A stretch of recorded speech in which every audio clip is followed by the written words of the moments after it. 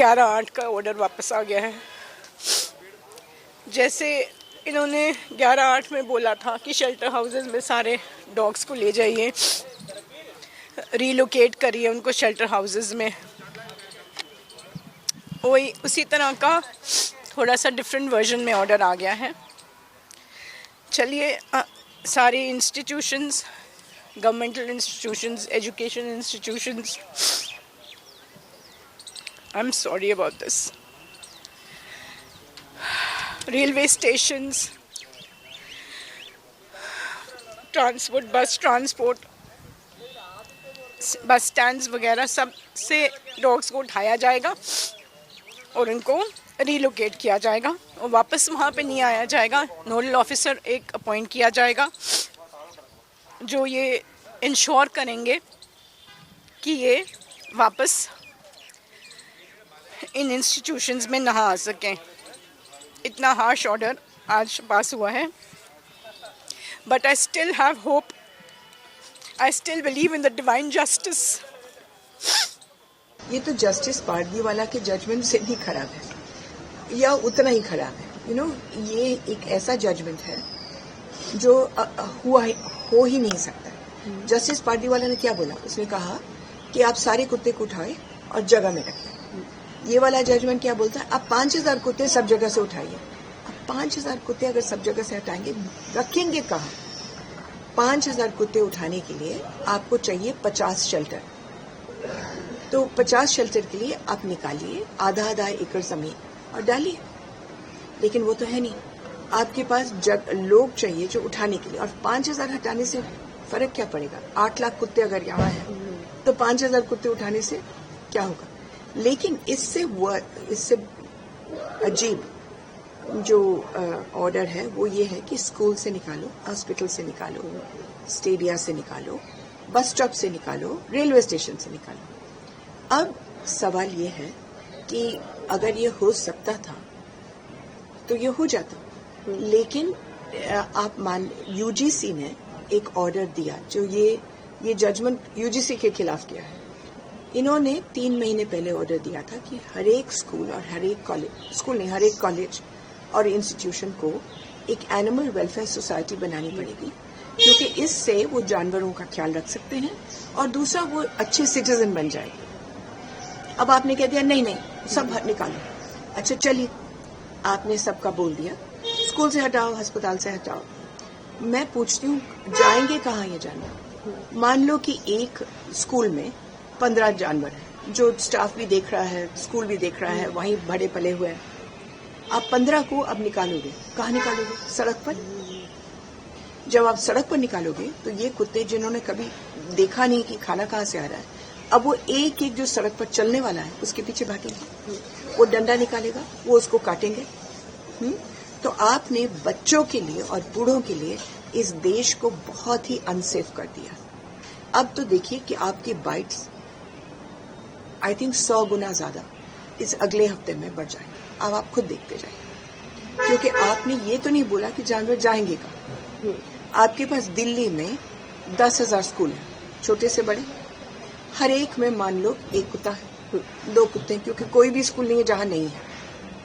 उन 2 कुत्तों को अगर आप निकालेंगे तो 20,000 जानवर बिना खाने के, बिना कुछ के सड़क पर आ गए, तो आप बताइए क्या होगा? नंबर 1, अस्पताल से भी यही हालत है।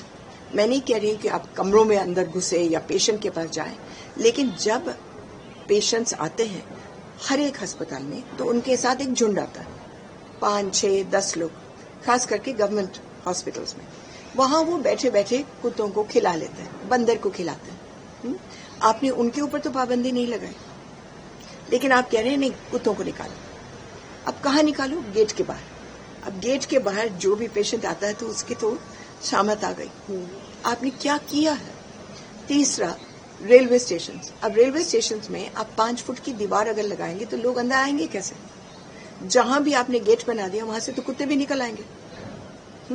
तो गेट का मतलब दीवार का मतलब क्या है? आपके पास करीबन 1 करोड़ बस स्टॉप्स हैं देश में। सब पर आपने एक 5 फुट की दीवार का ऑर्डर दे दिया। अब वो बस कैसे देखेंगे? और वो दीवार बनेगी कहाँ? सड़क पर बनेगी। आके बस स्टेशन सटा हुआ है सड़क के साथ, है ना? अब आप कह रहे हो उस बस स्टेशन पर आप एक लगा दीजिए दीवार, तो फिर वो दीवार क्या सड़क के बीच में आ जाएगी? कहाँ आएगी वो दीवार? ये तो बिना सोचे बिना समझे छुमंतर कालीकंतर वाला मामला हुआ कि हमने बोल दिया सो हो गया। Ma'am, are you going to take some step? अब जितना हो सके will apply for reveal, I mean for relief and for revocation, because ये बिना सोचे समझे वही जो पार्टीवाला ने बोला इन्होंने बोला। You know what they should have done, अगर वो चाहते थे कि कुत्तों का समाधान हो या बाइट्स का समाधान हो, केवल एक तरीका है और वो हर एक देश ने भी इनको बोला है, वो ये है कि आज तक आपने 1 रुपए नहीं डाला है एबीसी प्रोग्राम में, आपने सिटीज पर छोड़ दिया। अब दिल्ली के पास शायद पैसा हो कुछ कुछ शुरू करने के लिए जो बहुत बुरी तरह से चल रहा है, लेकिन अररिया, बोधगया, नासिक, इनके पास कहाँ पैसे हैं? या नासिक के पास शायद हो क्योंकि महाराष्ट्र में तो है, लेकिन बिहार में कहाँ? पंजाब का इतना बड़ा डेट है, क्या वो और पैसा खर्चा करेंगे? तो आपने उनके ऊपर छोड़ दिया। अब इससे अच्छा कि आप हेल्थ मिनिस्ट्री को दे दें, उनको बोलिए कि प्रोग्राम बनाए। जब वो पोलियो के खिलाफ काम कर रहे थे, उनको 700 करोड़ रुपए हफ्ते का देते थे और वो भी 10 साल तब लगे। अब यहाँ आपने एक ढेला नहीं दिया।